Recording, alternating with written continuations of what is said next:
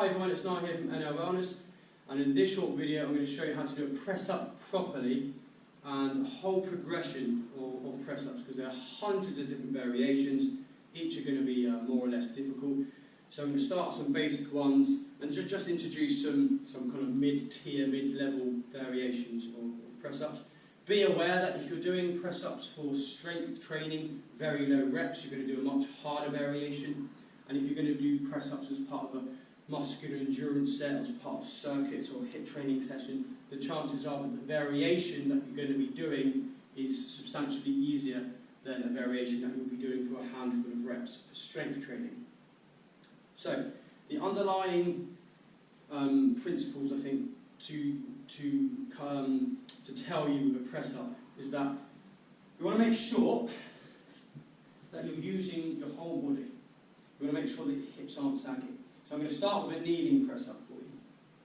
Here. You want to make sure that your nipple line, your chest, when it touches the floor or just off the floor, is more or less in line with your hands. Very common mistake is that people will kind of come down with their bum in the air and with their face in line with their hands. No. Even if you're doing a kneading press-up, I would want you to come to just off the floor or on the floor with your chest in line with your hands.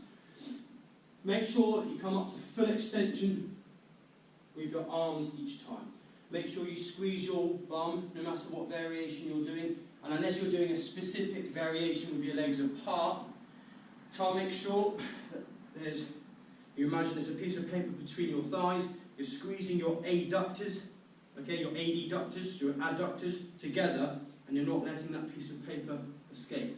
And that'll give you a level of whole body tension, which means that when you want to go on to more, or you can progress to more advanced versions, you're actually going to have a chance to do that.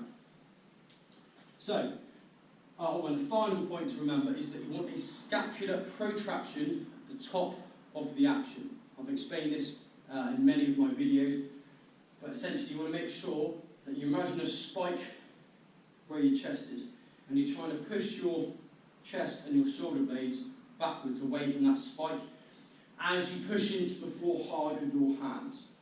So I'll demonstrate that with each variation. So with a basic kneading press up, hips forwards, don't let your bum poke back. Chest in line with your hands at the bottom, all the way down or just off the floor, all the way up. Now look, protraction. Breathe out as you come up. If we go into a full press-up position, and you can't do full press-ups yet, but you can do kneeling, you bridge the gap by doing an eccentric or a negative press-up, whereby you focus on the lowering phase, because you are stronger when working eccentrically than concentrically. And what that means in the case of a press-up is, you're stronger on the way down than you are the way up. So if you're bridging the gap, what you can do is try and lower for say 4, 5, 6, 7, 8 seconds. So let's go for 4 seconds in this example. 1, 2, 3, 4. Chances are, if you're not strong enough to do a full press up yet, you'll kind of collapse at some point. Knees back, bum back, reset. Squeeze your thighs together, squeeze your bum, squeeze your belly button in. Lower, 1, 2, 3, 4.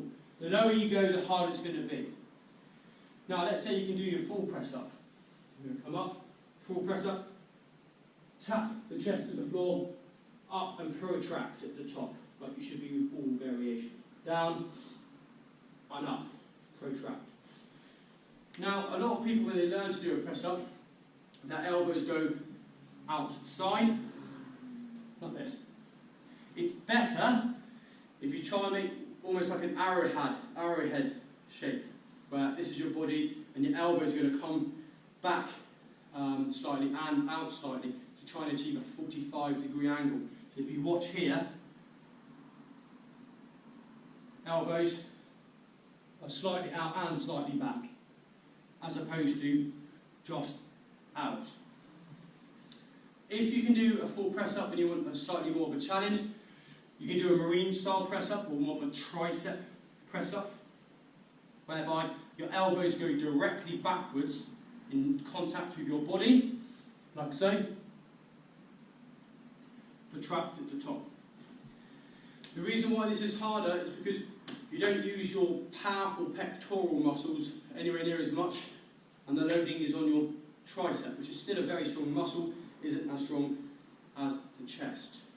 If you want to make it harder again, you can do what's called archer press-ups, where you try and have your hands nice and wide, and you're going to try and come all the way down to one side, keeping one arm completely straight, and up, tap, and up.